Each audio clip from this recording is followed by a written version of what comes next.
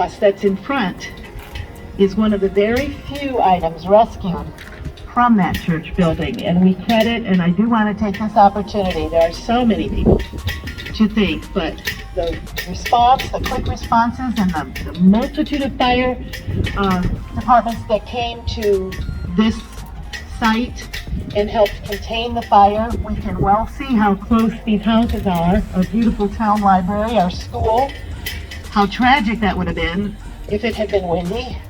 Thank God. From home,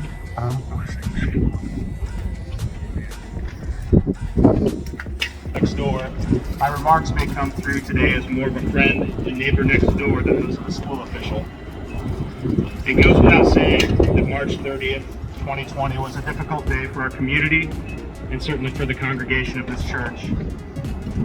The congregation of the Pleasantville Christian Church consists of some of the absolute pillars of our great community, and they, along with this church, have exemplified the definition of what it means to be true partners with our community, and particularly with our school. Instead of focusing on the tragedy of March 30th of last year, I will instead do what I've been doing for the better part of the last 18 months during the middle of a global pandemic, and that is look for a few silver linings to help inform and inspire my thinking.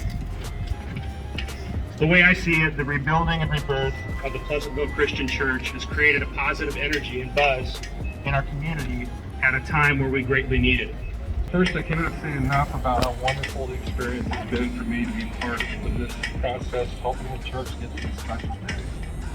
It's been an honor to be part of it and assist you in the church journey.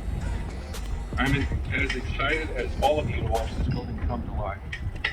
It seems like such a meaningful time, not just the one-year anniversary of the tragic fire, but of course for Christians this holiest of weeks.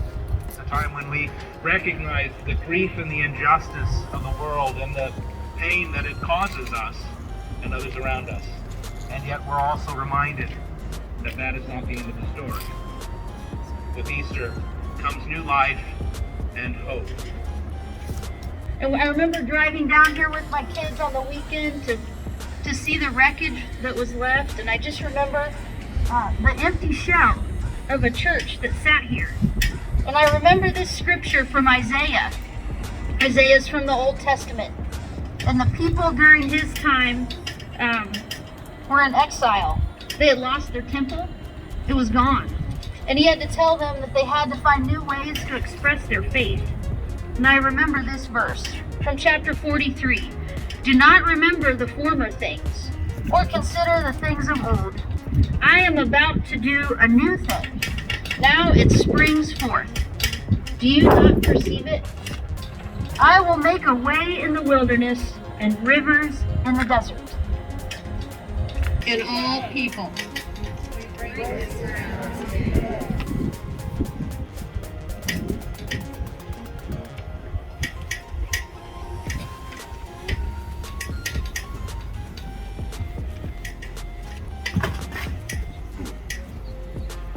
That a church may meet here, where youth shall be inspired to pray and serve.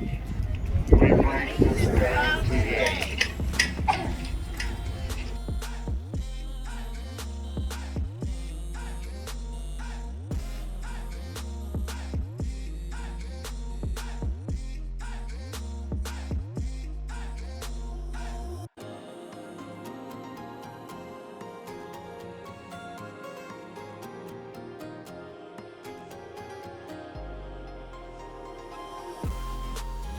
It's a wonderful history that we celebrate today.